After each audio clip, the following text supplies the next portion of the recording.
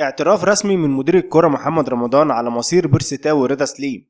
قال محمد رمضان المدير الرياضي للنادي الأهلي أنه سيبدأ ملف تجديد عقود اللاعبين خلال فترة توقف الدوري المصري، وهناك بعض العناصر عقودهم تنتهي في ختام الموسم الجاري، مثل ياسر إبراهيم ورامي ربيعة وأكرم توفيق والشناوي وبيرسي تاو وعمرو السولية.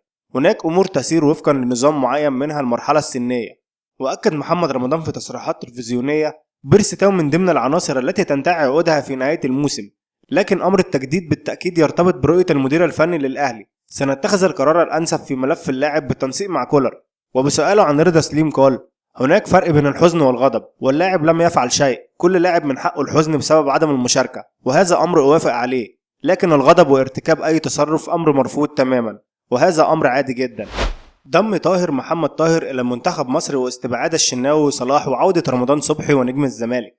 تشهد قائمة منتخب مصر تحت قيادة العميد حسام حسن خلال شهر نوفمبر المقبل العديد من المفاجآت المدوية، ومن المقرر أن يلتقي منتخب مصر ضد كاب فيردي يوم 11 نوفمبر، ثم مواجهة بوتسوانا يوم 19 نوفمبر، وذلك في الجولتين الخامسة والسادسة من التصفيات الأفريقية المؤهلة لكأس الأمم الأفريقية 2025 في المغرب. وقال الإعلامي أحمد شوبير في تصريحات إذاعية عبر أون سبورت اف ام: حسام حسن في طريقه نحو ضم طاهر محمد طاهر جناح الأهلي إلى قائمة الفراعنة التي سوف يتم الكشف عنها بشكل رسمي يوم 8 نوفمبر المقبل. وأضاف شوبير: رمضان صبحي جناح فريق بيراميدز من العناصر التي يخطط حسام حسن المدير الفني لمنتخب مصر ضمها إلى قائمة الفراعنة خلال الفترة المقبلة. وكشف شوبير: بعد حسم وضمان التأهل هناك استقرار على خطوة عدم ضم محمد الشناوي قائد وحارس النادي الأهلي، على أن يبحث جهاز الفراعنة عن مشاركة وضم عناصر أخرى مثل محمد عواد حارس مرمى نادي الزمالك. وتابع شوبير وقال: حسام عبد المجيد مدافع نادي الزمالك من العناصر المرشحة بقوة للتواجد في قائمة منتخب مصر تحت قيادة حسام حسن خلال المعسكر المقبل.